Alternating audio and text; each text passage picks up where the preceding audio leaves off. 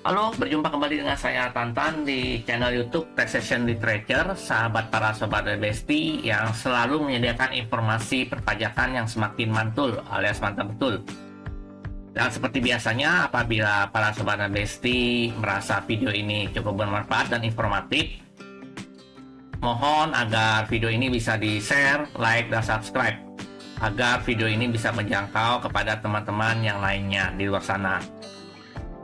Sebelumnya juga saya mengucapkan agar semua cita-cita para sobat dan besti bisa menjadi kenyataan pada kesempatan hari ini. Pada video YouTube ini saya akan menyajikan tentang perlakuan PPh mengenai selisih kurs dan pinjaman tanpa bunga dari pemegang saham. Aturannya bisa kita rujuk di PP 94 tahun 2010. Untuk keuntungan atau kerugian selisih kurs mata uang asing diakui sebagai penghasilan atau biaya berdasarkan sistem pembukuan yang dianut dan dilakukan secara taat asas sesuai dengan standar akuntansi keuangan yang berlaku. Keuntungan atau kerugian selisih kurs mata uang asing yang berkaitan langsung dengan usaha wajib pajak yang dikenakan PPh final atau tidak termasuk objek pajak tidak diakui sebagai biaya atau penghasilan. Sedangkan keuntungan atau kerugian selisih kurs mata uang asing yang tidak berkaitan langsung dengan usaha wajib pajak yang dikenakan PPh final atau tidak termasuk objek pajak diakui sebagai penghasilan atau biaya dengan syarat sepanjang biaya tersebut digunakan untuk mendapatkan, menagih, dan memelihara penghasilan. Untuk lebih memudahkannya, kita ilustrasikan dengan contoh soal sebagai berikut. Yang pertama, PT Adi Sukses bergerak di bidang penyewaan apartemen. Pada tanggal 1 September XXXX, PT Adi Sukses menerbitkan invoice sebesar $1.000 kepada penyewa dengan kurs 1 US dollar sama dengan Rp9.000. Sehingga PT Adi Sukses mengakui penghasilannya sebesar Rp9 juta. Pada tanggal 15 September di tahun yang sama, penyewa membayar sewa dengan kurs 1 US dollar sama dengan Rp8.700, sehingga sewa yang dibayarkan sebesar Rp8.700.000. Atas perbedaan waktu tersebut, timbul kerugian selisih kurs sebesar Rp300.000. Kita dapatkan dari 1.000 US dollar dikalikan selisih antara 9.000 dikurang 8.700. Kerugian selisih tersebut tidak diakui sebagai biaya karena berasal dari penyewaan apartemen yang telah dikenakan PPh final.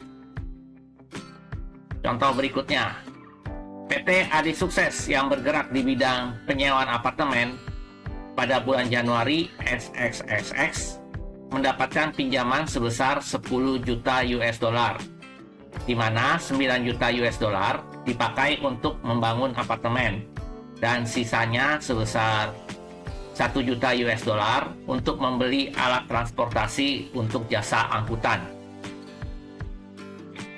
Atas keuntungan atau kerugian selisih kurs mata uang asing dari pinjaman sebesar 1 juta US dollar dapat diakui sebagai penghasilan atau biaya karena tidak berkaitan langsung dengan usaha PT Adi Sukses yang bergerak di bidang penyewaan apartemen yang penghasilannya dikenakan PPh final dan merupakan pengeluaran untuk mendapatkan, menagih, dan memelihara penghasilan lainnya berupa usaha jasa angkutan yang penghasilannya dikenai tarif pasal 17 Undang-Undang PPh.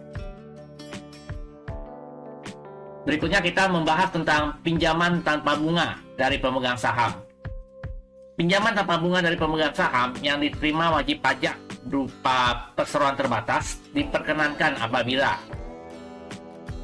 pertama, pinjaman tersebut berasal dari dana pemegang saham sendiri dan bukan berasal dari pihak lain.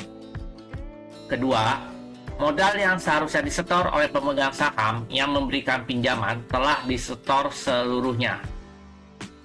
Ketiga, pemegang saham yang memberikan pinjaman tidak dalam keadaan rugi.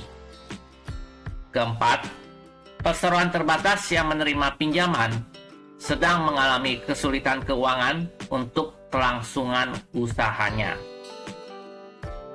Apabila pinjaman yang diterima wajib pajak PT tidak memenuhi 4 ketentuan di atas, pinjaman tersebut terutang bunga dengan tingkat suku bunga yang wajar.